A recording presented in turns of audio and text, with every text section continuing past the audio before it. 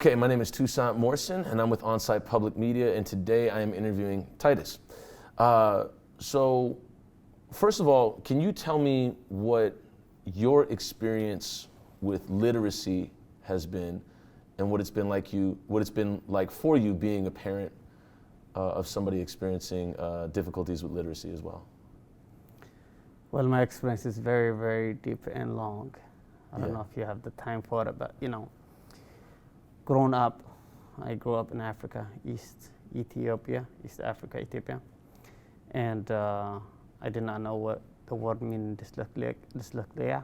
I can't even pronounce it. Dyslexia? Yeah. And, growing up, I had a struggle to read. Mm-hmm. And that society, it's very, very, very tough. Yeah. Because, number one, poor country, not well educated, Mm-hmm. did not know anything. So when a teacher tells you to get up from your chair and read, and you cannot say those words, you get humiliated, frustrated, shame, so you're trying to run away from school. Okay. So that and more is what happened to me when I was a child. Mm-hmm. So when I came here, I was very fortunate, very lucky to come to the United States of America, because the education, at least not for me, but at least my kids will have a better chance to live a successful life. Mm-hmm. So when I came here, my first son was Mickey. Mm-hmm. And Mickey, I guess nobody noticed it since early age, but I started a little bit noticing it, but I did not know what to do. Mm-hmm. Same thing did my mom, did not know what to do. Yeah. Same thing, my parents did not know what to do. The only thing they thought I was just dumb, Mm-hmm. cannot read. So I did not think my son is dumb. I will never think that. He's a very smart kid. Yeah. But one thing I sure, how can I help him? Mm-hmm. And I did not know. I did not know where to go. As the first immigrant coming to this country, have a child, and did not know. I did not know if the system is right to teach him. So what town, what city were you in? I was in Minneapolis. Minneapolis. I was in Minneapolis first, and after that went to Woodbury. Okay. So Minneapolis, I understood with the school system. It's like when I went to Woodbury, I thought it was like, wow, this would be a better place for him. So Minneapolis did have a system for Mickey, No. or no? No. There wasn't a lot of help for it? No, I mean, nobody even noticed it. Okay. Nobody even noticed it. They just took him as, well, he just can't read. Yeah. So, Okay. So when I went to Woodbury, I thought things would be smooth and That they might be better than Minneapolis? Yeah. Okay. I mean, Stillwater High School is very big, and it's very good school district. So Yeah. I thought that would fit for him. Yeah.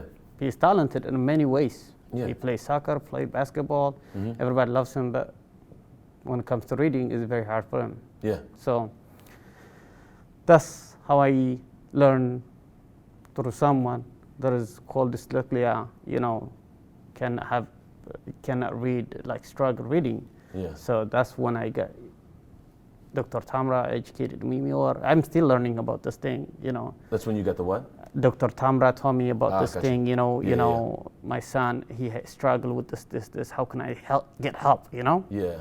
She said through her husband. I was talking to her husband actually. Mm-hmm. When I was driving him home one day. It's like, my son is really, really talented in so many ways. When it comes to reading, he's really struggling. Really? Yeah. And he does help other people, like when people in drug and alcohol. So I was like, I'm trying to give me advices, because I don't know a lot of people. So the only way I ask people every day that I meet, either a doctor, professor, whatever, how can I educate my kids? So let me get this straight. Nobody in any school that you brought your son to, Nobody told me anything. and your son is black, he's African Ethiopian. Mm-hmm. He's black. Nobody ever thought to say, hey, he might have dyslexia. Nobody. How does that make you feel that nobody how does it make you feel that nobody ever ventured in that direction and that they just assumed your son was illiterate? Again, I did not know what happened, but what makes me feel bad is maybe my son was not important in those classes or did not care about him much. So they never notice it, and I don't know if they just don't have time for him or if they don't really care about him. All I know is I asked a friend through work, that I give a ride every day, and he noticed it and told me he might have this. When he checked them, I said, how can we deal with this then? It's like, when he checked everything, he said, yep, he does it. So he said, my daughter have it, he have it.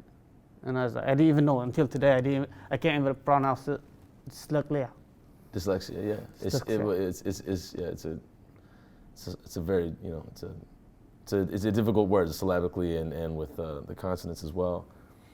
So teachers that have been working with your son every day couldn't pick up on something or didn't care to pick up on something that a friend who you were giving a ride home to just like, oh yeah, he probably has that. He told me he had that, and he said, Dr. Tamra can help. Yeah. Her kids go to the same school with him, the same age. Yeah. So I was like, wonderful. Yeah. So I gave her the authority to speak to the teachers. Yeah. So then what happened from there? Once he got the diagnosis of dyslexia, and then what happened? Nothing. He still didn't get help. So wait, does he have to get help outside of school or what? No. So, I wish that would have probably, at least for me as a poor immigrant, Yeah. I wish I can get. I'm not asking a lot, but at least once a week. Yeah. In school, if you can get extra, it's like, even you as generous, you say, hey, I'm gonna check Mickey, how's he doing this week? Yeah. Or on the phone, it's like, keeping up with him, or how can we help you? No, he's not getting that. So they're not recognizing that your son, or at least Stillwater High School is not recognizing that your son has dyslexia and has trouble in school with dyslexia and just is expected to operate like a normal student. Well, sometimes they tell him to go outside and walk. Okay, wait. They tell him to go outside and take a walk. Yeah, not in Stillwater, but when he's in middle school. Yeah. Because he gets frustrated. See, I used to get frustrated. I understand his pain. Yeah. If you cannot do good in class, you get frustrated. So of course, when he get upset, they tell him to just go take a walk. The whole. Now see, yeah, I used to work as a paraprofessional, and we would do that same thing as well. And it would be, okay, tempers are getting high, emotions are getting. It's not that high. No, I know. I'm saying the function of it that we used to do was we would just, we would do that as a function or as like a resolution to anger or rage. Hey, let's take a walk.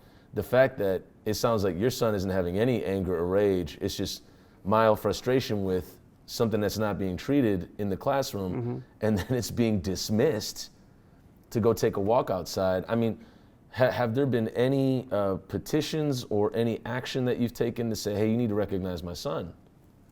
When the first day they told me we have him walk, not every day. When they told me we have him walk every day, when things are not going well, it's like he is missing a lot. The kid is struggling, and you making him more struggle because by missing him a lot. I don't want this. I don't want him to get used to it. Yeah. And he's a kid. He's gonna have fun outside. It's like, okay, let me do this. I'm just sick and tired listening to this stuff. I'm gonna go walk. Yeah. So you're giving him a way to walk.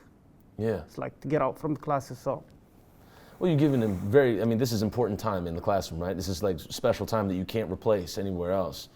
Are there any programs that are there for him at Stillwater right now, or? Not that I know.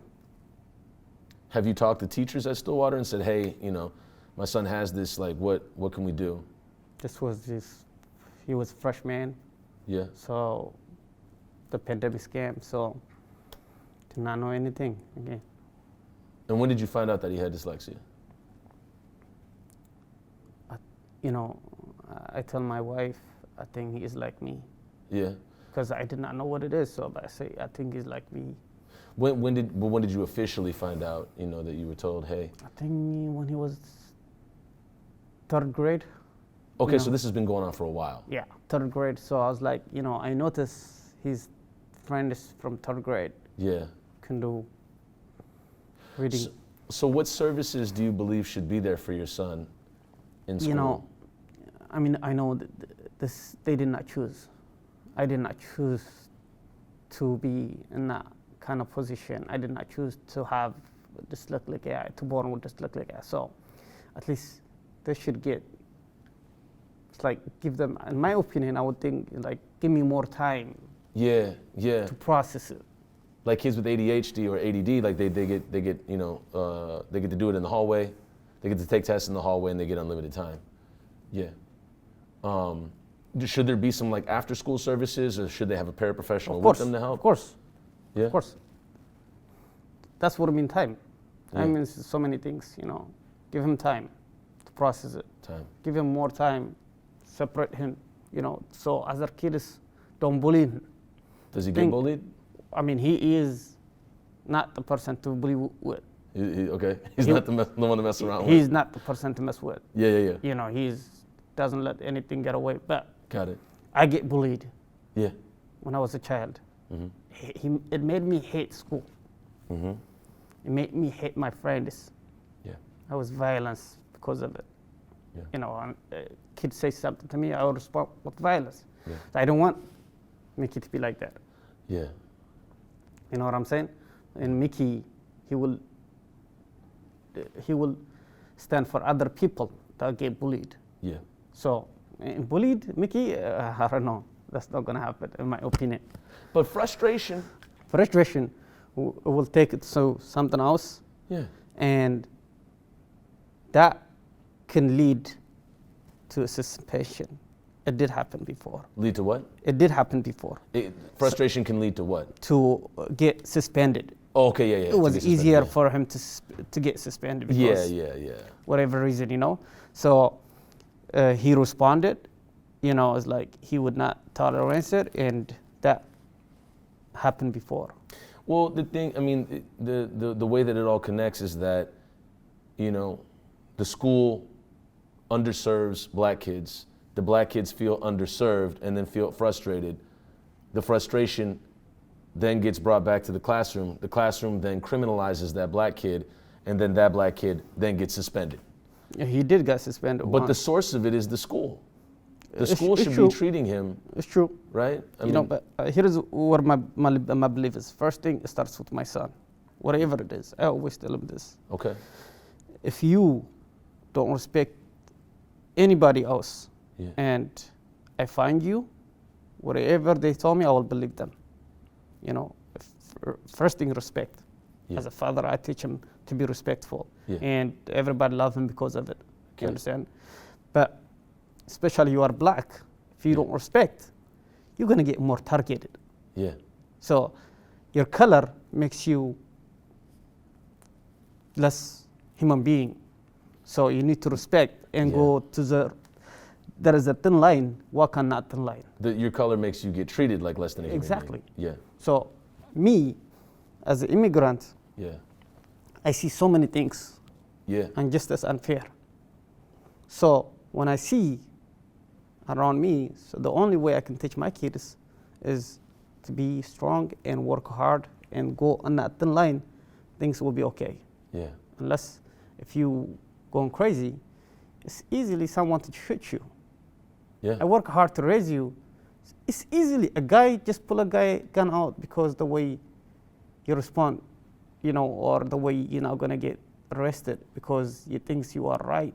Yeah. You know, that's your right to speak your mind. You know, he will shoot you, and I will lose you forever.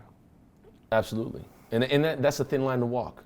It is thin line to walk. And you know, you can't say that a lot of white students, you know, have to walk that line, but as people of color, we walk it every day. There is kids actually talk to police. I've seen myself so many ways. I just drive taxi. Trust me. Police pull me over. Yeah. College kids, they they, White college kids? yeah, they defended me like crazy. Okay. If I had me or by myself or a couple black kids, You wouldn't have been able to talk like that. I was like shocked, I was shocked. Trust me. It's disheartening to see. Yeah, no, it is It is, disheartening but to see. again, I think this world should be like that. I wish I can speak like the white kids. I wish I can say my mind and not fear about it. But I guess we gotta. I teach lies to my kids sometimes, so they can have the successful ways. Yeah, absolutely. So to wrap this up, my question to you now is, how do you see a disparity between the way white kids are treated that can't read and may have dyslexia versus black kids who can't read and may have dyslexia? That I don't know. Don't know? I don't know, but I hope not. Okay. Because the thing is, that I don't know. It's just. Do you know of any other black kids that have been diagnosed with dyslexia? I'm sure there is a lot, but you see. I'm sure there are some out there. Yeah, I never. I'll tell you what. I'm sure there is a lot from my community. Yeah. From Ethiopia. Yeah. The immigrant that they did not know. Mm-hmm. Until I did not know the word of it. I did not know what it is until I talked to Sam, Dr. Tamra's husband. So I hope they don't get. I hope my son don't get treated differently for whatever he have than the other white kid. The same thing he have. And I also hope that there's some programs in place. My question to you to wrap up is, what do you want to see change going forward for the school that he's at? How do you want them to help him? This is the greatest country in the world, and if we can help our kids to change the world, if we can, whatever they need, if we don't give them, I don't know what's the point calling the United States of America the most powerful country in the world? Yeah. They are the future. Yeah. There is kids forgotten, and we should. The politicians are dirty, Yeah. I have to vote because my vote has to matter. But there is kids out there, black, white. This is global. This is not something to forget about. They are forgotten. Yeah. Yeah. If a kid feels shame, he will never grow up to be anybody.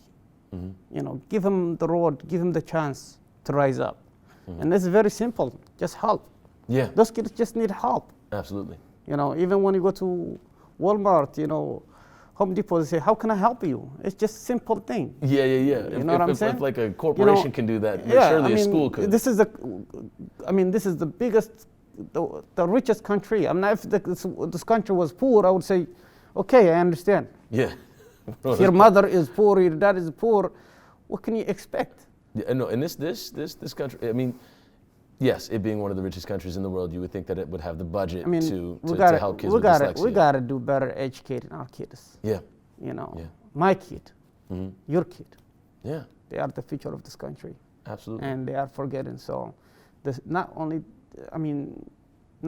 as a parent have to do a good job, but the teachers, the school system, the country, the politicians have to do better. Do you trust the schools? Do I trust the school? No. The reason why is so far they have not done anything. The school's supposed to fight for my kid. And they're not doing it? No. Okay. Well, I hope that this interview has generated some discussion, because it won't stop here. This conversation is going to keep going. And what I believe is going to happen is you're going to see some people from, the East African community, Ethiopian, Somali, Oromian, Kenyan. You're going to see a lot of people possibly react to this and say, wow, maybe my kid has the same thing. And I do look forward to speaking with you again and seeing how this plays out, and how your son gets assisted or helped going down the line, because I do believe that, as I talked to Dr. Tamra, there's not a lot of black kids that get diagnosed with dyslexia. And I think it's something that definitely needs to be the stories need to be amplified and people need to investigate further. So thank you for your time, Taddess. Thank you so much. We'll be in touch, yeah. All right, sir.